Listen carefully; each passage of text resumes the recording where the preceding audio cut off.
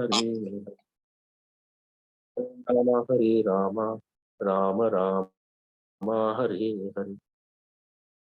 तो तो अतः भगवत भक्त के निर्देशन में या साक्षात भगवान कृष्ण के प्रत्यक्ष आदेश के अंतर्गत जिसके अधीन अर्जुन को कर्म करने का अवसर मिला था। अर्जुन को तो भगवान कृष्ण के अंतर्गत तो पुण्यात्मा थे, साक्षात भगवान का सानिध्य उनको मिला। लेकिन हमारे पास भी भगवान जो है इस जो उनका जो लिटरेरी इनकारनेशन, भगवान का साहित्य अवतार है। श्रीमद् भागवतम, श्रीमद् भगवत गीता भगवान की साक्षात वाणी है, उनके आदेश, ये भगवत आदेश है, हमारे पास है। तो उनके आदेशों के अंतर्गत हम कार्य कर सकते। तो प्रभुपाद जी कहते हैं मनुष्य को परिश्रम पूर्वक कार्य करना चाहिए, उसके लिए श्रम करने की आवश्यकता है, पढ़ने की आवश्यकता है, इसका अर्थ क्या हुआ, क्या इसका एस्पेक्ट्स है अलग अलग, ये जानने की कोशिश करना और प्रबुद्ध व्यक्तियों से पूछना चाहिए, श्रवण करना चाहिए।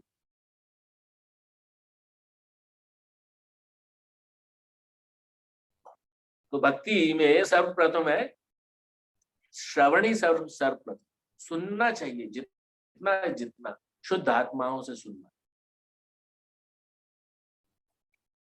हाँ, हम हमारे ऊपर किसी भगवत भक्त ने असीम कृपा की और उस कृपा की वजह से हमारा मार्गदर्शन किया, तभी आज कम से कम एक डायरेक्शन में तो चल रहे हैं। तो परिस्थिति क्या प्राप्त करनी है? यम लब्ध्वा चापरम लाभम मन्यते नाधिकम और यस्मिन गता न दुखेण गुरुनाम अपि विचाली।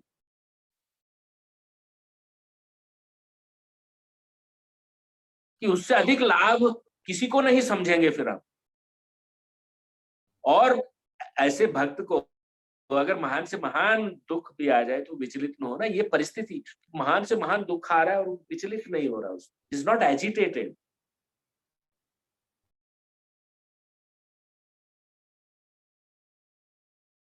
There are various lectures available.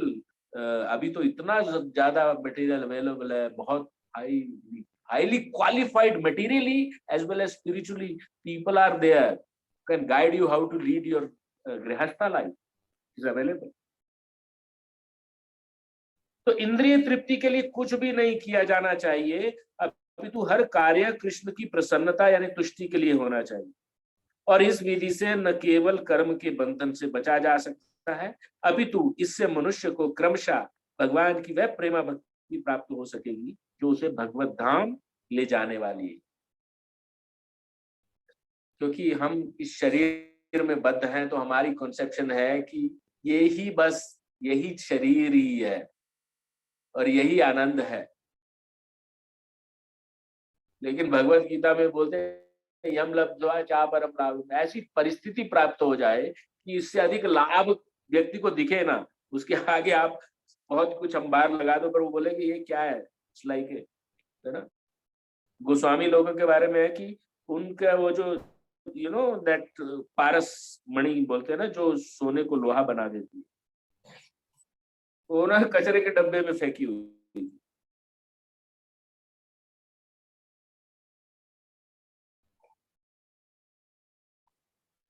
Because it is of no use, because अंतवंत में ये अंतवंत है।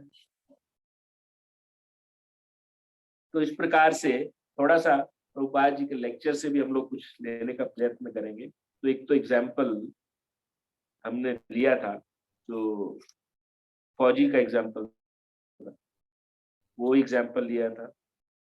प्रभुपाद जी तो खाने के ऊपर भी बोलते हैं, bondage means working on one's own account. A soldier fights for the country under the command of the commander-in-chief. The more he killing, the more he's getting promotion and medals. But the same man, when he comes back home and if he kills one man, he's hanged. तो ये तो हमने example discuss किया।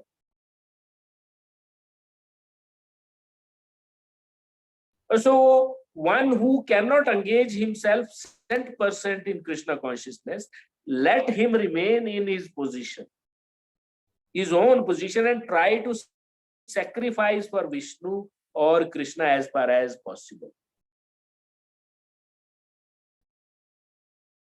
मन मना भव मद भक्तो मध्यजी माम नमस्कुरु, मेरे को अपने मन में धारण करो, मेरे भक्त बनो, मेरी पूजा करो, मेरे को नमस्कार तो करो कम से कम।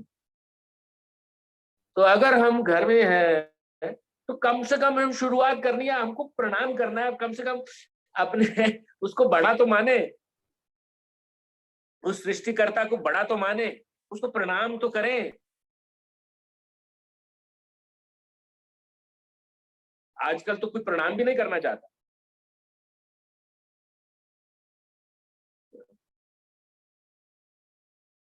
प्रणाम करेंगे तो चेंज होगी, पूजा भी करेंगे, भक्त भी बनेंगे और मन में भी उनको धारण करेंगे, कॉन्शियसनेस भी चेंज होगी, कृष्णा कॉन्शियसनेस होगी। Under the expert guidance we need to follow the process. Prabhupada ji कहते हैं those who are vegetarian they are thinking we are better than the non-vegetarians, but this is not the fact. Vegetarian सोचते हैं हम non vegetarian से अच्छे हैं। Whatever you eat, vegetables or non-vegetables, you are liable to be punished because you are accepting something without offering it to the supplier. जिसने ये सब हमें प्रदान किया है, हम उसको अर्पण किए बिना ले रहे हैं। जो ओनर है उसको अर्पण किए बिना ले रहे हैं। That is the law. हम लोग आगे देखेंगे कि स्तेन है, मतलब उसको चोर कहा गया है। अगले देखिए, अगले 12वें श्लोक में हम लोग देखेंगे इस चीज को। यह सारी चीजें आगे आ रही हैं, धीरे धीरे प्रैक्टिकल चीजें आ रही। तो बोलते हैं we must at least acknowledge that this food stuff is supplied by the Supreme Lord and so we are obliged to him. अन्नाद भवति भूतानि, मनुष्य अन्न पे डिपेंडेंट है भाई। पर्जन्याद अन्न संभवा, और अन्न वर्षा से पैदा होता है, वर्षा यज्ञ से पैदा होती है, इसलिए विष्णु की प्रसन्नता के लिए यज्ञ करो। आगे आएगा ये सारी चीज, डिस्कस करेंगे हम लोग। It's very interesting. अब बता दीजिए, नहीं तो अन्न कैसे पैदा होता है? बिना बारिश के पानी कहां से आएगा? तो मेरे एक बहुत ही क्लासमेट है, बहुत उन्होंने वाटर रिसोर्सेज में पीएचडी किया है। So I was discussing with someone, मैंने कहा उन्होंने इतनी रिसर्च की है and he was trying to pinpoint various problems in the life due to पानी का इतना बुरा हालत होने वाला है। उन्होंने अभी से प्रेडिक्ट किया है। मतलब प्रॉब्लम इज जो कंट्रोलिंग अथॉरिटीज बैठी है उनको ये सब ज्ञान ही नहीं है। ये बेचारे इतनी रिसर्च कर रहे हैं, इतना मेहनत कर रहे हैं, लेकिन कोई व्यक्ति जो नेता गण जो है समझ,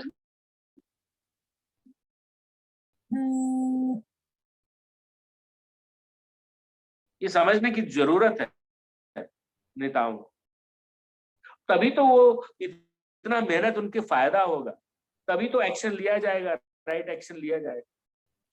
इतना उन्होंने प्रॉब्लम्स बताई हैं कि भारत में कि पानी पूरा जो ग्राउंड वाटर कंटेमिनेट होता जा रहा है।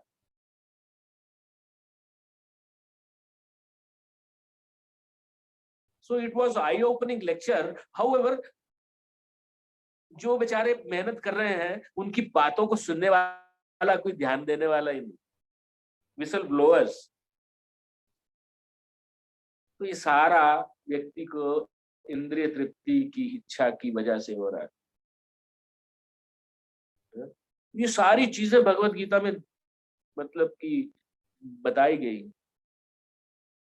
प्रकृति का दोहन करने वाला कहा गया जीवात्मा को। प्रकृति का दोहन करते हैं, विदोहन करते हैं, लेकिन हमको इस तरह से एक्शन रिस्पॉन्सिबली एक्ट करना चाहिए। सारी चीजें भगवत गीता में आए। तो बोलते हैं भुंजनते थे अघम पापम यो पचन्ते आत्म कारणात्। ये मतलब नहीं है कि वेजिटेरियन खा रहे हैं, नॉन वेजिटेरियन खा रहे हैं। मतलब ये है कि आप क्या जिसने ये प्रोवाइड किया है उसको अर्पण कर रहे हैं कि नहीं कर रहे? बोलते आपकी प्लेट तो वैसी की वैसे रहने वाली है, भगवान तो आंखों से खा जाते हैं। अंगानी यस्य सकलेन्द्रिय वृत्ति मानती पश्यांति पांति कलयांति चिराम जगान आनंद चिन्मय सदुज्वल विग्रहस्या गोविंदमादि पुरुषम तमहम भजा। तो ये सारी चीजों का शनै शनै हमारे को ये सारी चीजें हम लोग देखेंगे। तो बोलते हैं कि we are in such a position that every step there is sinful activity। तो बोलते हैं बौद्ध धर्म में या अन्य धर्मों में कहते हैं कि अहिंसा परमो धर्म। तो अहिंसा बोलते हैं हम हर एक्टिविटी में अहिंसा, हम श्वास लेते हैं असंख्य जीवाणु मृत्यु के मुख चले जाते हैं, पानी पीते हैं उसमें भी जीवाणु चले जाते हैं। तो हर क्षण हम सिन तो कर ही रहे हैं, हम ये नहीं कह सकते हम सिंफुल नहीं है, क्योंकि ये जो सृष्टि का निर्माण ही इस तरह से। तो बोलते how is it possible to become non violent?